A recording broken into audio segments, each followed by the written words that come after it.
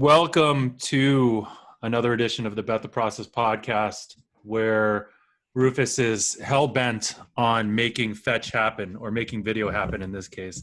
You probably don't know the fetch reference, do you? Of course I know.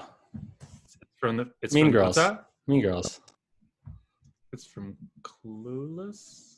Or isn't it Mean from Girls. Clueless? Mean Girls. Oh, wow. All right. I guess I didn't know it.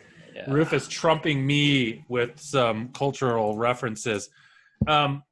Before we're going to be joined by Kevin Cole and, an analytics guru to talk a little bit about 2-point math and what we can learn from him about gambling.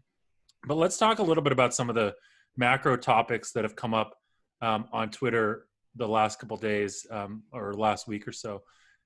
Gill Alexander, who is a friend of the show's or a friend of ours broadly, he had an issue. Why don't you describe it to people, and then we can discuss it a little bit, because I do think it's an interesting thing to talk about. Yeah, we also have friends of John Murray's also a friend of the pod though too. He's Westgate.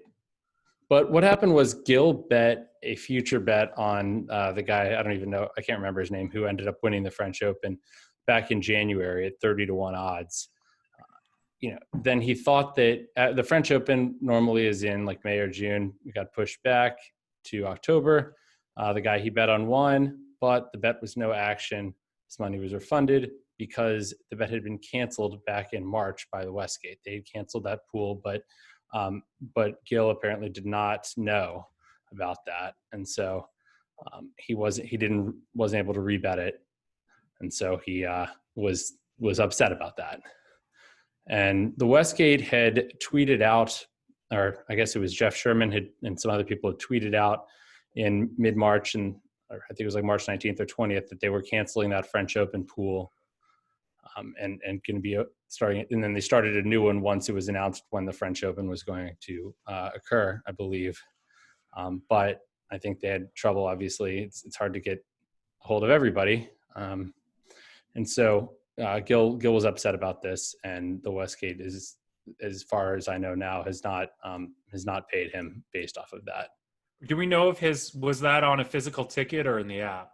I believe it was a physical ticket. I think if it's on the app, like Spanky actually had a good suggestion. He said that the book should have things posted inside the book that basically says if wagers are canceled or something like that, so everybody knows, as well as I think you should have a pop-up on the app. And I know some books literally do have pop-ups that say, hey, you got a wager canceled, and you can't make them go away.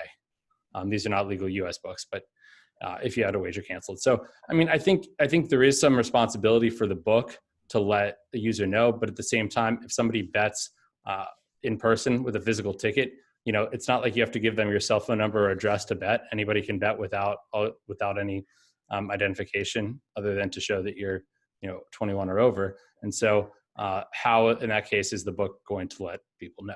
So I think in this case, like, there was a pandemic, and so this was an unusual time.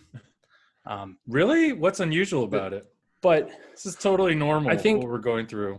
I know. So the Westgate House rules basically say that a sporting event has to be played within 8 days of So can we talk a little bit about just legally, right? It seems clear that they had rules that says that this was going to be canceled, but the thing that everyone's kind of talked about is the spirit of the rule, right? Mm-hmm. And ultimately, if you're in Gill's place, you placed a bet on the French Open, it got canceled and moved during COVID. Would you, and I'm asking you personally, would you have assumed that the bet would still be on, or that the bet would be off?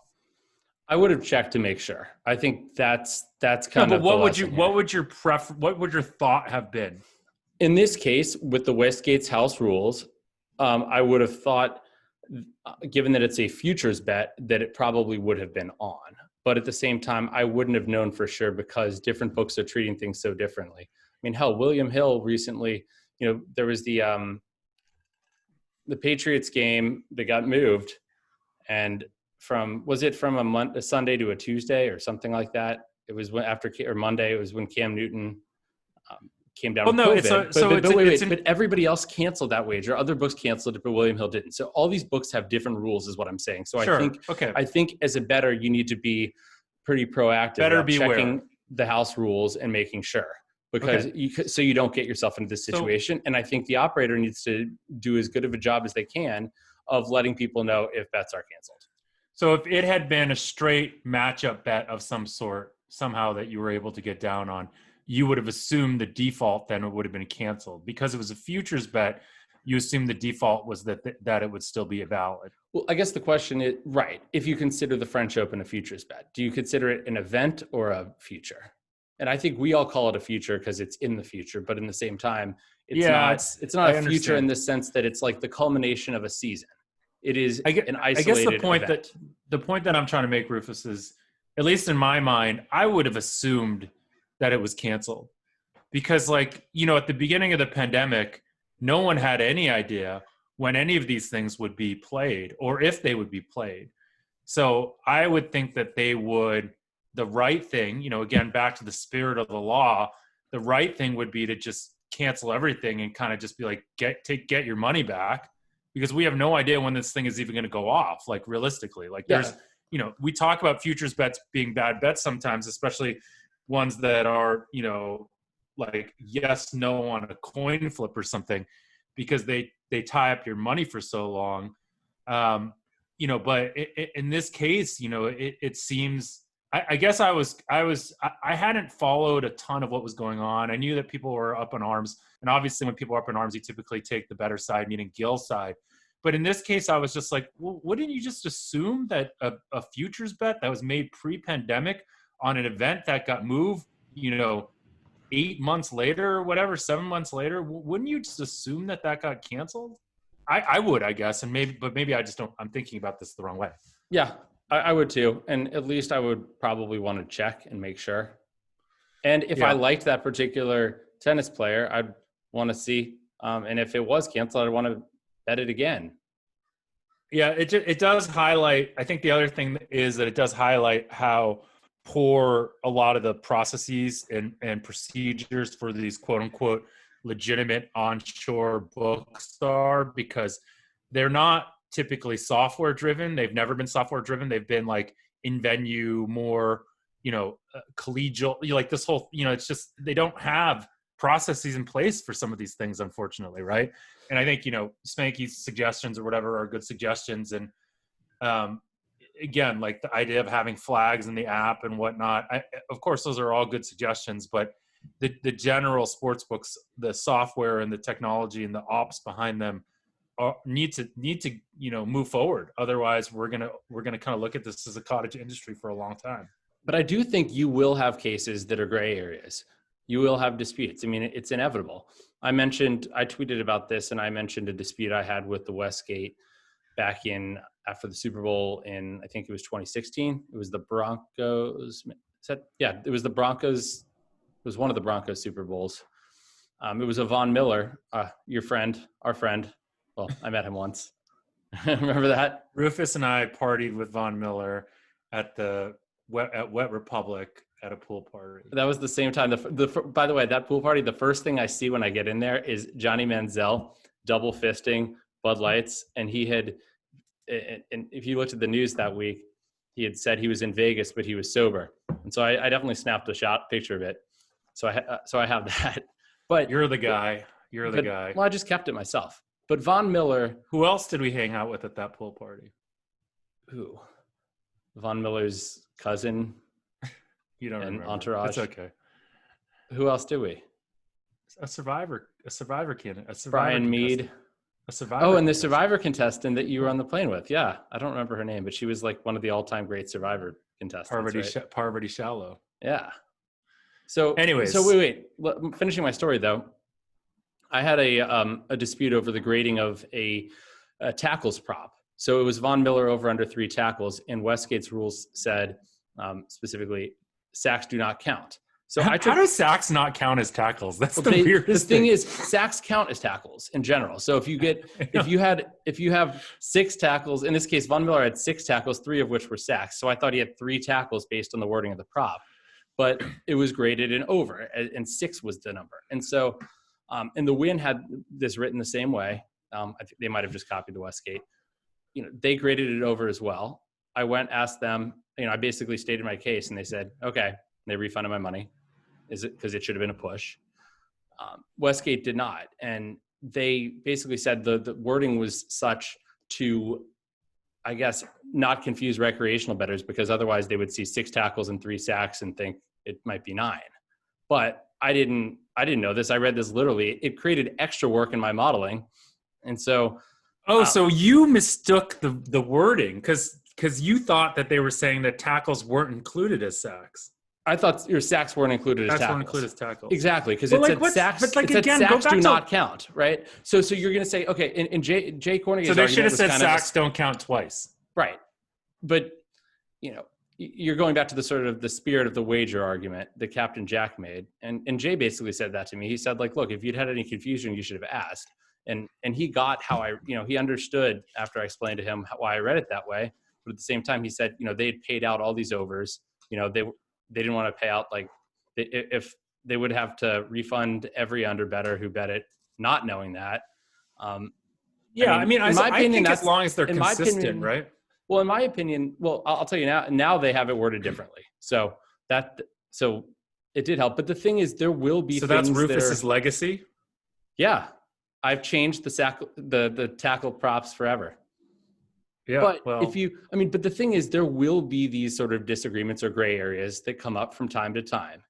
And I did not pursue this with gaming or anything. I could have done that. And I think I had a good argument, but I didn't do it because I had a good relationship with Jay. I respected him. I had a good relationship with Westgate. It was only for like $4,000. It was 2 prop bets for $2,000 each, I think. And so to me, it wasn't worth jumping through those hoops and jeopardizing that relationship. But I do think there should be a way that sort of an independent arbiter that can decide these things where neither party feels like they're being taken advantage of or they are potentially jeopardizing the relationship, right? It's like, okay, we go to this party, they tell us, like gaming, but but I feel like gaming is not easily accessible, and it's and not always neutral either. Exactly. There's just incentives for, gaming regulators are paid by bookmakers essentially. So, or by Rufus, this is why we need a coalition. We needed like a bettors coalition. What should we call it? What do you think we should call it? Well, we're in America. How about American Bettors Coalition? Maybe we can lump in like South America with us too. So what do you think, like if you go back to this Gill situation, is Gill trying to pursue any sort of like legal, or is it just so clear because of the regulation, because of what they have written in their rules? Gill, I assume, can go to gaming. He can and see, and I'm sure he has. And, it's over $30,000, which is not a trivial sum of money.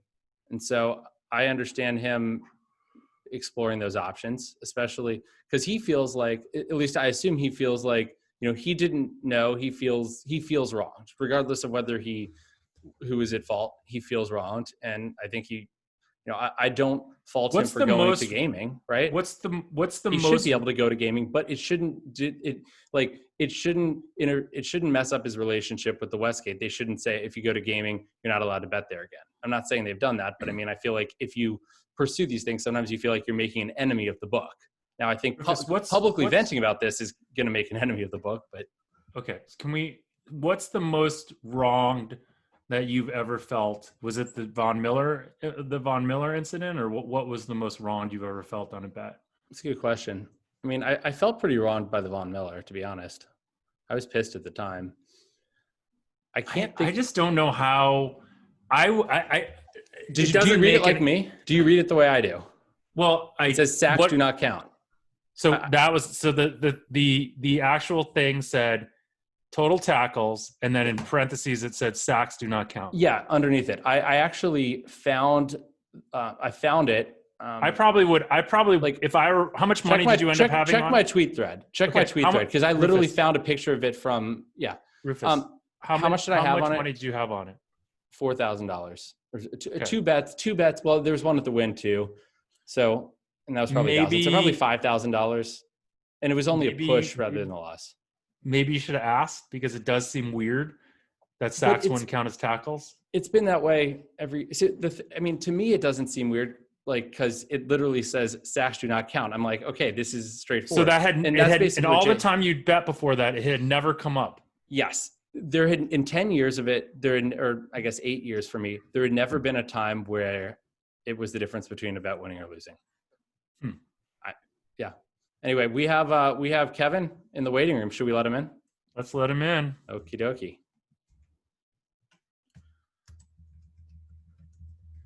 Kevin, you're live. Well, that's quite a cool backdrop you got there, Kevin. You're like HD. Well, We're standard definition. You're HD. This is literally, I don't use this room for anything else, but this. I moved from New York to close to DC, and just like when you have all this extra space, I literally don't know what to do with it. So we just do some podcasting down here. So I have this specifically set up for this. That's great. It's great that you have all that room. It's an embarrassment of riches. In California, where I live, we have zero room to do anything. Yeah, it's worse than New York now, in the Bay Area at least. Yeah, I live in like a 1,900 square foot home. That's barely room for my children. It's a beautiful house, though. Thanks, Rufus. Thanks. Kevin has autographed Peyton Manning, Sports Illustrateds, and Barry Sanders, and the dude behind him. Yeah, Jeff has a plant and a TV people make fun of. It's a real plant. I don't understand why people make fun of the TV. It's like perfectly mounted, no wires exposed. It's really well done. What's that underneath one it? TV though? That's just like a little. It's like I can move that thing. It's just like a fastener thing. That doesn't have to be there. Fascinator.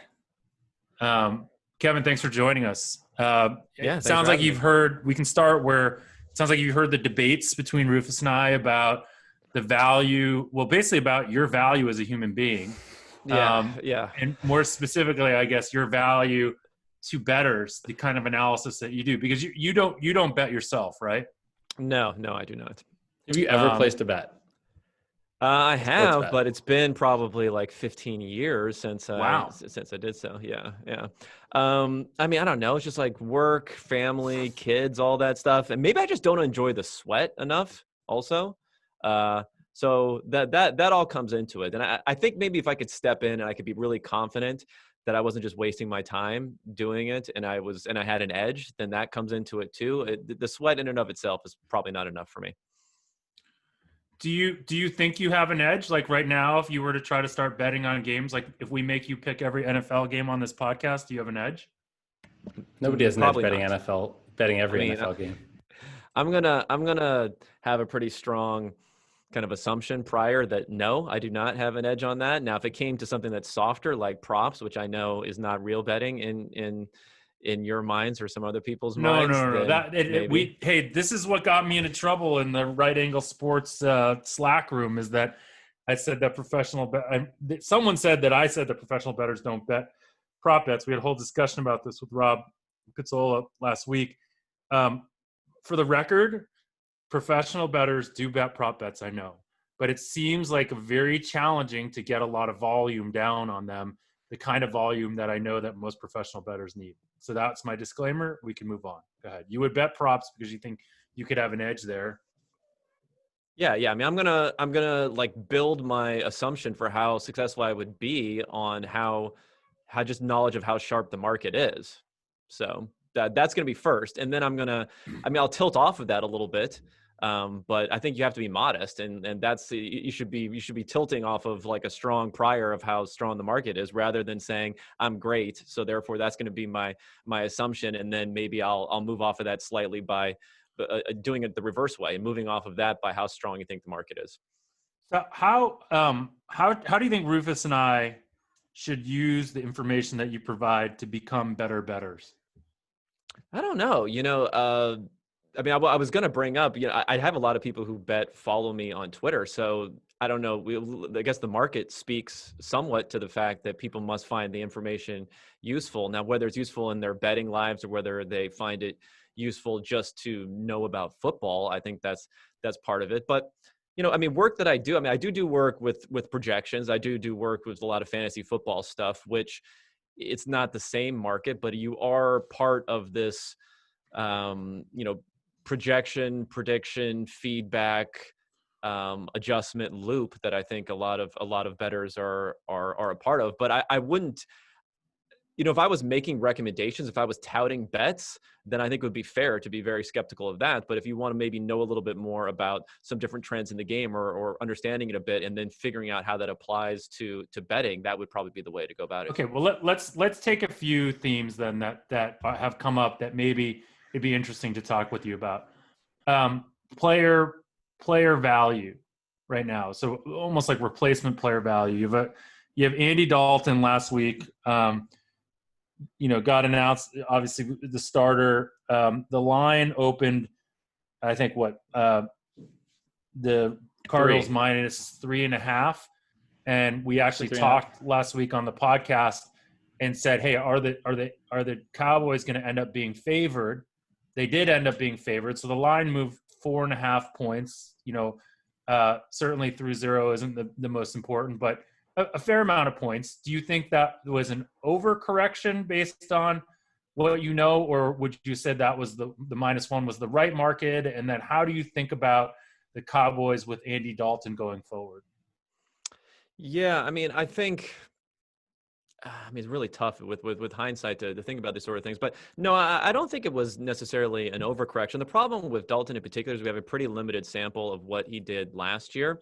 But I think the larger sample for him is pretty strong. I mean, I've done some projecting when you're looking more on an efficiency basis, or how well we think different players will grade. And I compared him specifically to Dak Prescott coming into the season. And while there was a material difference between them, Dalton's still projected, as he's kind of been thought of in his career, to being an average or slightly below average quarterback. So the delta between that and Dak Prescott is probably, it depends on who you're talking to, but it's smaller than what some people may think. And then it's obviously going to be bigger than what people who tend to discount Dak Prescott is going to have to say. But overall, I think it moved in the right direction, but we saw the results, obviously. How many points is that delta? Yeah, I mean, let me look here. I mean, I know you probably don't. You're not a gambler, so you don't think of it in terms of points as much as you probably think of it in terms of, I don't know, CPOE or. Well, I mean, I'm just looking at some numbers that we put together success. that's based upon the grading and our WAR calculation, and trying to engineer that back for assuming a win is worth 30 something points in point differential, something like that. Here, I don't know. It looks like it could be. Well, actually, it looks fairly significant here. Maybe 3.5 points, but that's pretty significant. So okay, look at now the reaction to this one game. So Dallas opened Tuesday morning is a 3-point favorite, and it immediately got bet against the Washington football team on the road. Immediately it got bet all the way down to a pick. And is it still there, Jeff? Yeah, it's still 0. It's still a pick. Is this an overreaction? I mean, we like the Cowboys this week, so at 0 at Pick'em. So, our numbers say it's an overreaction. What do you guys think? Me? I mean, I made the number -1.8. We'll get to Kevin in a second. Sorry, Kevin. No worries. -1.8 for the Cowboys. I didn't know who Jeff was addressing. I made it -1.8. Cowboys? Yeah, but I actually bet the Cowboys anyway. Just because I'm a Washington football team fan, meaning I'm rooting for them to lose right now anyway. And I just know how bad they are and how bad Scott Turner is. And yeah, so and it just seemed like an overreaction too, given where my number was last week. Kev?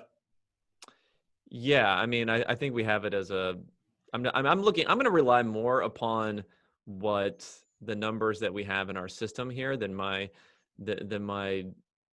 intuition, which would probably be the main thing that would be pushing it. But yeah, I mean, we have it as a slight overreaction, but not significant, not hugely significant. What about some other macro trends? The scoring has been up this year. It seems like last week there was a little bit of a correction, but there were certainly weather and other things that came into play in some of the games. Where do you think the scoring increase is coming from?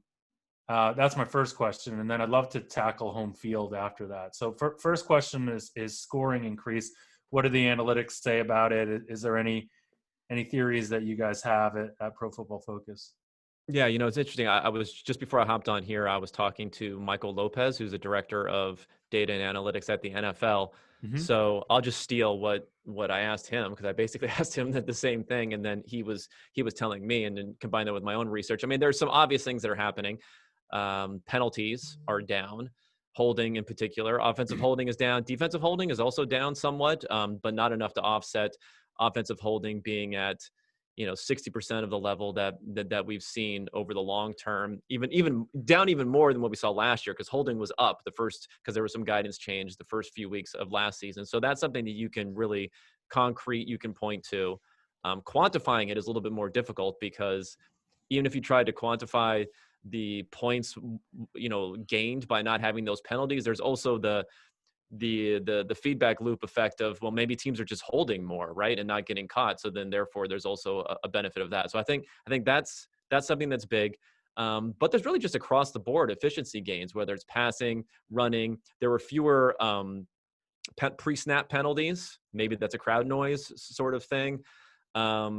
Maybe somehow these protocols and not having crowds and all that sort of stuff, maybe somehow the players are being a little bit more disciplined, because I don't know how referee guidance could be affecting pre-snap penalties and things like that.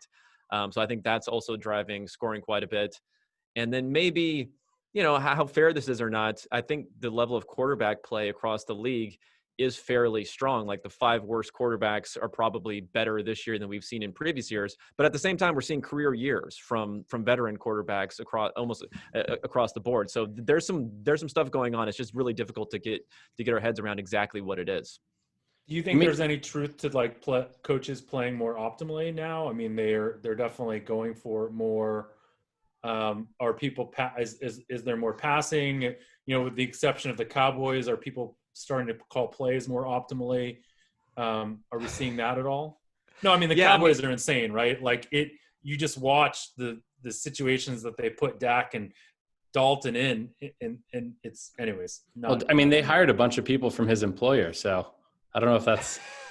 No, hopefully only the worst PFF. ones. No. He visited PFF. I mean, I'm not at the offices there, but yeah, he used that on his resume. I mean, I went through all these sorts of trends. I went through the passing versus running trends. I went through trends as far as how many, pace of play, how many plays are being called here. I went through trends of fourth down calls, all those sorts of things. I mean, some of them had a more significant leap this year than others, but most of them have been on a long-term trend in this direction. So it's just been more of a continuation of that. It hasn't been enough to explain the fact that like passing efficiency on a per play basis is multiple X times over what it had been, the small margins that it had been.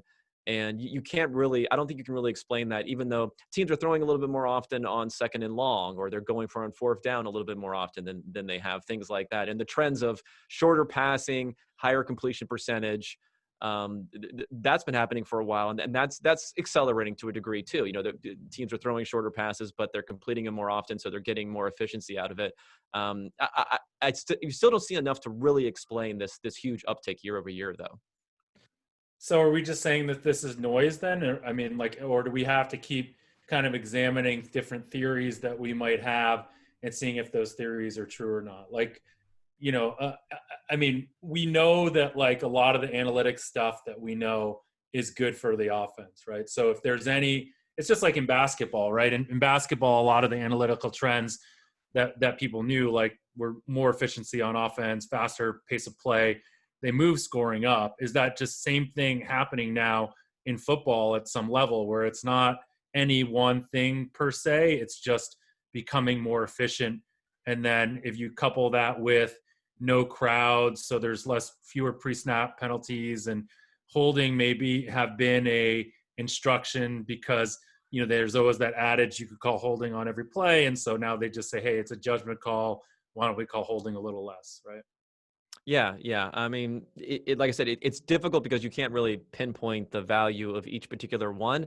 And I mean, I guess you could say, trends aren't linear also. So although some of these things have moved in a linear manner, there could just be a step up and a new plateau. I mean, we have some evidence in the previous years of the baseline quarterback play has gotten better. You'd have a quarterback like, I mean, Kyle Allen's not good, right? But he would probably give you better performance than UDFA in his second or third year would have given you 5-something years ago, just because of the fact that what they're asked to do with the shorter passes is a little bit is easier to implement and to scheme than what we had seen in the past. So I think it's a combination of noise and some real trends. But it's really hard to pin it on all being noise when we just happen to have this very one of a kind type of season going on, and this is happening at the same time. There's probably just these unknowns that are out there that are having effects. Do you think the lack of offseason and lack of preseason games has had any effect? And do you sort of expect, I mean, that and if so, do you expect, that to sort of be mitigated going forward? I mean, there's probably, like I said, if there's a degree of truth to what's going on, and then there's a degree of noise. So the noise is going to be mitigated somewhat, you'd assume, as it moves forward. I guess I was more skeptical of the practice angle. We only really had the 2011 lockout season to base it on, that most people were pinning it on. So when trends are identified for what happened in one season, I think it's a little bit dubious how it may be going forward. And I mean, we're pretty far into the season at this point, and I haven't seen it slow down at all week over week. So you think you'd see elements of that, right? If Right. there was this angle of practice getting better, then you'd see scoring starting to go down. I mean, one other big trend actually that I should have mentioned is, point differential is way down. Games are closer, so that also can drive scoring, because if you have the team that's leading in a game is purposefully being less efficient offensively in order to run clock, and the team that's trailing is not really upping its efficiency by throwing all the time. They're just trying to score as quickly as possible. So in some ways, they could actually be on average lowering their efficiency also. So because of that, with the teams have been close, the win probabilities have been tighter than they have been in previous seasons. That also is probably driving teams just to play more optimally for a longer period of time than usual. Eric Eager brought that up on the Pinnacle podcast this week also. And I looked and I saw that I think the average scoring differential or score differential this year is like maybe 10.3, and last year was like 11 point something. So it didn't seem like a big thing, but I want to actually pull up my play-by-play and take a look, because I have a thing that's like a predicted pass percentage baseline based off of score differential, time remaining, who has the ball, et cetera, which I use for like prop stuff to be able to say, okay, this quarterback throws X percent more than average, to control for a game situation. But I'd be curious to see, because not every game that is decided by 10 points is the same. You could have a team that was up 27, and so I'd be curious. I kind of want to see like how much that changes it. And I guess you could figure out overall what each percentage point increase of passing rate is worth towards scoring overall, I would think. Yeah, right? yeah, I think that's one way to look at it. I mean, I think the numbers that I didn't calculate, but the numbers that I'd seen here, and also like I said, some stuff that I discussed with Michael Lopez, is more looking at the win probability over the course of the game as opposed to the ending score differential. So you're right, there can be a disconnect there for sure. So what about home field? Have you guys? I'll ask both of you guys the question. What do you think? Do you think home field is the same? Is it lower? Is it more? Any evidence so far? Or is it just kind of noise? I'll let Rufus answer first on this one. I haven't looked at it. I have no idea. So Jeff, I feel like you probably have a bit. Like, do you have any idea? I don't. We have not looked at it. I would assume, Kevin, have you guys looked at it at all? I mean, we looked at it. I mean, I think going into the season, most people had this idea that it was going to be heavily discounted, but yet it wasn't reflected in the markets. But then I don't think it's. I believe from, like I said, I'm not checking it on a week by week basis, but I don't think it's been. It's been lowered over time. So there has to be something to it. I think people were overthinking the effect of the crowd noise as opposed to just the travel effects and everything else that goes into it. I mean, home field advantage has been going down over time in all sports, and it's not because the crowd noise has been going down over time. It's because teams are probably better at traveling and doing all of that stuff. And better officiating. And better officiating, yeah. Yeah, Which means there's more less home analytics crowd and bias. accountability around officiating. Okay, so then I would ask you guys both, and then we can get into the sort of. Oh, actually, we should talk about 2-point math before we do that. But one, if you could blindly bet the overs, unders, the home teams or the away teams this weekend, which would you choose to bet? I thought you were going to say rest of the season. I No, like just that this question week. better. I mean, I'd probably bet the unders, I guess. That would be my first choice. Now I have to look and see where I have value. So No, that's not the point, Rufus. okay, It's not good. blind. I mean, Blindly. okay, so okay, I would agree with the unders. I tend to think that sort of the narrative that I think there is this sort of narrative that you can't bet on unders anymore. You can't make the totals high enough, and I think especially as we get into divisional games, I think you'll see. I think you'll see more unders. Well, I mean, first principle thinking, right, is that historically unders have been better than overs because overs are more public and unders there's more value. So if you couple that with what's happened so far in the season, you would think unders would be valuable. Away teams would be an interesting angle also to just blindly bet, but it didn't sound like in our analysis that we felt strongly about one way or the other. 2-point math. Wait, I would have thought it was the other way, just given the fact that people think home field isn't worth as much. Well, okay. I mean, so you would blindly bet the home teams then? Probably rather than road teams. Although I have, like, as I said, I haven't looked at how much the market's implicitly factoring in home field. Yeah. So but your intuition is that the market will process information incorrectly and overreact in both of those examples. Yeah, I don't think they're going to. In general, I think the market does over and underreact to things. Generally, it's not large enough so that you can blindly bet one thing and win. But it's the reason that you have unders covering at 50.7. I don't know what the percentage is like historically. It's not large enough. It's a bias, but it's not large enough to overcome the house edge. Yeah. Okay, let's talk about 2-point math. So the new one that's come up recently, obviously, is the one that's in the Tennessee game. Bills score to go up by, sorry, not Bills. Wait, Jeff, can I interrupt really quickly? I have my answer on the pass play stuff. I have the baseline expected baseline increase is literally 0.25%. We should have 0.25% percentage points, 0.25% more passing. So that seems pretty small to me due to what we've seen in terms of the score differential in games and stuff like that. Yeah. Okay. 2-point math. 2-point math. The new one is, the Texans score to go up by 7. They can either go for a 2-point conversion to go up by 9 and 2 scores, or just kick it and go up by 8. This math seems relatively straightforward in the world where everyone's talking about analytics this and analytics that. This one seems pretty straightforward, right? This is basically, you've talked about it before, Rufus. It's your chance to convert a 2 versus their chance to convert a 2, right? Yeah, and I think you have Deshaun Watson, they have Derrick Henry. We saw what Ryan Tannehill. They have Ryan Tannehill too. But overall, if you look at the base rates, I mean, first of all, this was like a game that was like 30-something to 30-something. So, but if you look at base rates overall, 2-point conversions are less than 50%. So I would say overall, it's the wrong move, but in a vacuum. But in a game like this, you might say with your personnel, you'd rather have the matchup of the Houston offense versus the Tennessee defense than Tennessee offense versus Houston defense. I think I assume that's the assumption that Romeo Crennel or whoever was the decision maker there was making. Agree, Kevin?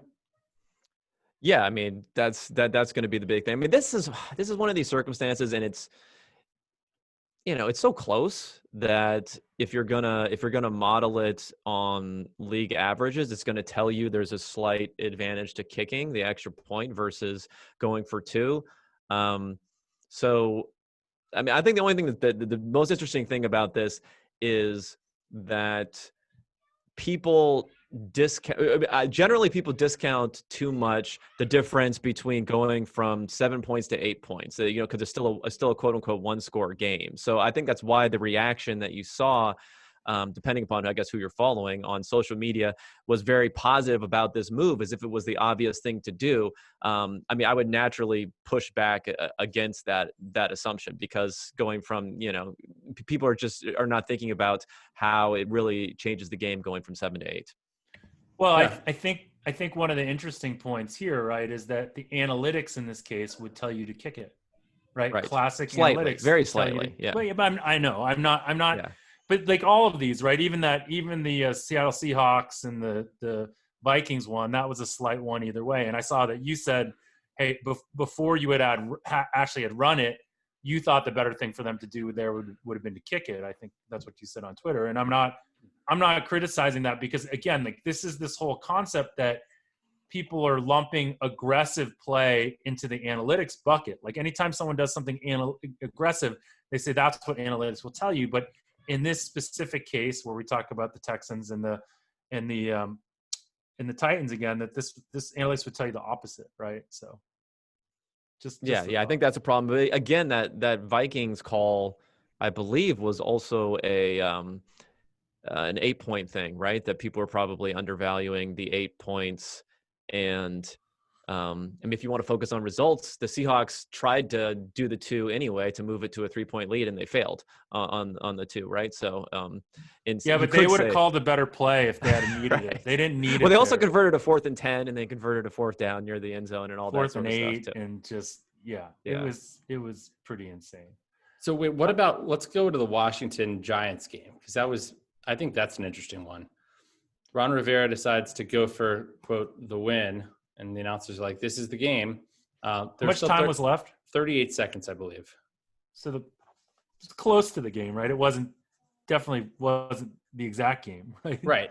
If you're like a 17-point underdog, I see going for 2 there maybe, but personally, I disagree. And not because it's too aggressive, but because there's too much time left on the clock, and it's going to change the Giants' incentives. If you what if you think you have just the greatest play set up for this, that like you've been saving, and you have like 75% confidence that it works, and there's very little time left. I mean, again, like people will say analytics and shit, but like this analytics is simple, right? But wait, if you have that 75% play, you could model this and say, okay, I mean, that's what I'm saying. This is like relatively simple. This is, you're a 3-point underdog going into the game, which implies a certain, chance of winning or losing in overtime, right?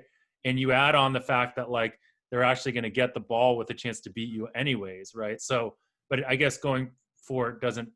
That's one of those two that like, this is like the point that you've made, Kevin, that I actually really like.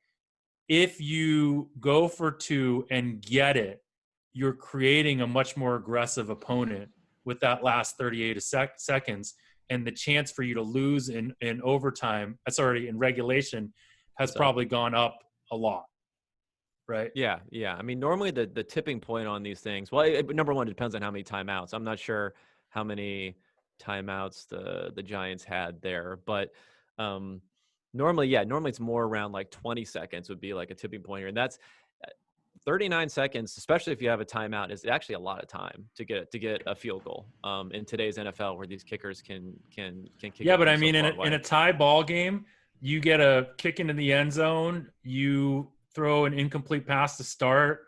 Well, you're afraid of the turnover. They do one of those classic drive starter runs, and it doesn't work. And how many times will coaches in that situation just let the clock run out? Oh no, I'm they know they're going to go to overtime. Right. I was saying you go for 2, you get the 2, and then the other team has too much time. So Right. But the whole point here, I'm saying it has to be more like fewer than 20 seconds left. So our math would tell you that you have to think that there is a very, very high likelihood that you will get the 2-point conversion for that to be the smart decision, or you have to feel like you were at a big disadvantage going into the game period. Yeah, I mean, number one, I feel like if you think you have a very, very high likelihood of getting it, I would just assume that you're wrong. Like, why would any team That's a have good a point. 75% chance of scoring no matter what the play is, right? Like, then every team would be doing that, right? Then I don't. I mean, it no, kind of only comes if into it's the special play. The special play you saved, the Philly special. You know, Special play. It goes into like, for some reasons, I mean, whatever. I have this thing about coaching where I just. Okay, so obviously certain coaches are better than other coaches. I'm not saying that's not the case, but like the natural talent that goes into coaching is, in my opinion, there's kind of like a lower difference between coaches than there is between players. Like you can't replicate someone's natural physical talent. Whether or not you could steal someone's play is pretty easy, right? Between coaches. So I feel like there's no reason any coach wouldn't be able to figure out a play that would be just as good as yours. And if they could, then that would be reflected in the base rates for how often teams convert and so on and so forth. So there's just no reason to think that you're special in that circumstance, or maybe slightly special, but not anything significant. So, I mean, we need to, I mean, I guess the thing in short, what we're quantifying though, is going to be the difference between the probability of a team getting, scoring on a drive with 38 seconds left in a tie game versus if they're down, which I'd be actually interested to know if anybody's actually looked into that and modeled. I mean, I'm sure people have modeled that explicitly, because it almost seems like, oh, well, this team's going to be acting irrationally conservative when the game's tied. But at the same time, a turnover basically ends the game for you. Right. So what's interesting to me is that Ron Rivera, I think he did this successfully a few years ago, where he went for 2 with like 8 seconds left at the end of the game. And I think it worked. Correct me if I'm wrong, if anybody remembers. I'm sure someone will tell me that I was wrong and it was 4 years ago and there was 6 seconds. No, I mean, he did some of this kind of stuff in Carolina. Right. That's where he developed this sort of nickname. But then he did it. Maybe I'm completely misremembering, but I think he did it again after that one worked later with like 50 seconds or like a minute left. And it's like, no, you doofus. That's like not the right move. Yeah. I think the important part that people need to understand about the amount of time left equation is that you just create a bigger, a tougher villain. Because there is no downside to a team being 100% aggressive if they're trailing there, whereas there is downside if it's a tie game. Which is crazy to think about, right? Because it just highlights the fact that we know that coaches generally are not coaching optimally, which makes me sad at the core. You guys want to do a quick trip through the NFL? Speaking of coaching optimally, do you think that quarterbacks throw? Is there sort of a lower limit for what a quarterback's true interception rate should be? Essentially, are there quarterbacks that are like Aaron Rodgers in cases that are being too conservative and they should throw more interceptions in certain circumstances?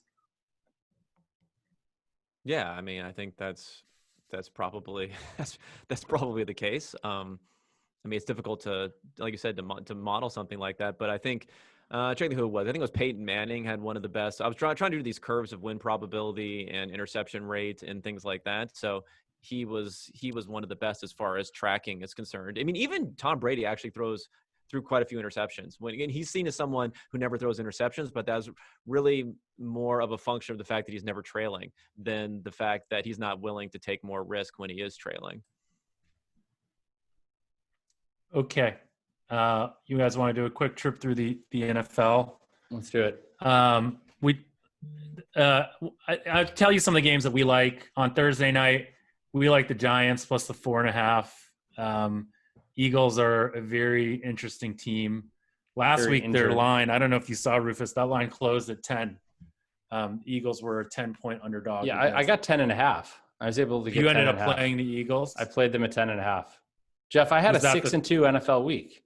This is I know. by far the best NFL week. I've heard you talking about it on our WhatsApp channel for the last 4 days. The victory lap of the 6-2 for someone that's supposed to be a professional bettor and supposed to look at large sample sizes. The victory lap that you're doing for 6-2. Dude, you can get insane. I'll tell you, the psychological impacts are real.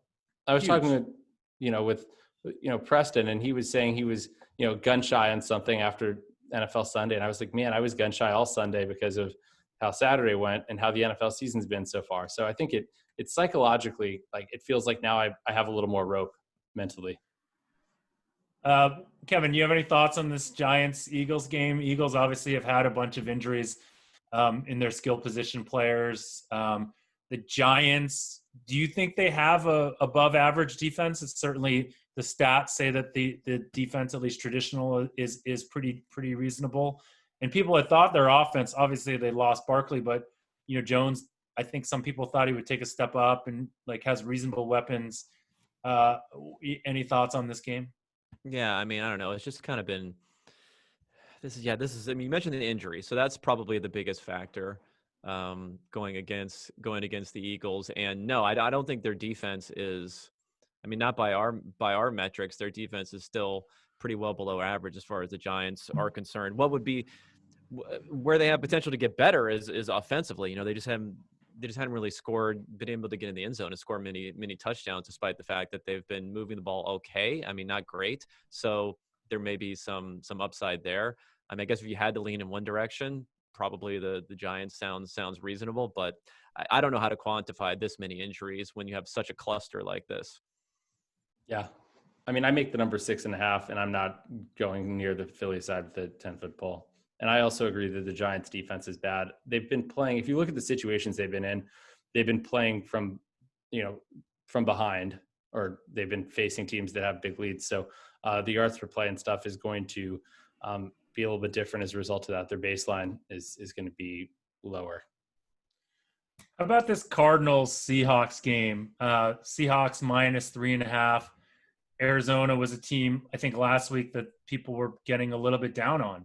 But then obviously after this hugely public win and thrashing of the Cowboys, now they're -3.5 against Seattle coming off a bye. Rufus, what do you make that line? And Kevin, any thoughts on that game? Arizona plus 2.1. I don't have anything on it right now. It's if I'm forced to take a side, I'd take Arizona. Yeah, I mean, my only takeaway from last week that may be in contrast to the public takeaway was just it was a very low success rate for them offensively, and they had a ton of big plays. And I think even all season long, the Cardinals have been getting a ton of value from Kyler Murray running the ball. Often, if it's a design run sort of fashion, which some of it has been, is fairly stable. The scrambles are not quite as stable. So I think that's a wild card in it. So I would assume the Cardinals offense, of course, I've been saying this for weeks now, so maybe I'll just die on this hill, is a little bit overrated. And like I said, they've been doing so much with Kyler Murray on the ground. And then last week they had a couple of bomb plays. And other than that, it was not really that impressive, honestly. How about this Patriots game? Patriots-Niners. Patriots obviously put up a stinker last week. That game has been bet down all the way to Patriots -2. I assume there's no news that I've missed that's driving this. Is this just perception driving this down? Or does anyone know if there's some news I'm missing? Is Bill Belichick not coaching this week because he has COVID, or is he coaching by Zoom? Or I don't know. Is, Jarrett Stidham back in there this week or something? I mean, Cam did not play particularly well last week. Well, I mean, I took San Francisco at +3.5, -113, and then +3, -104. So I'm happy with my position there.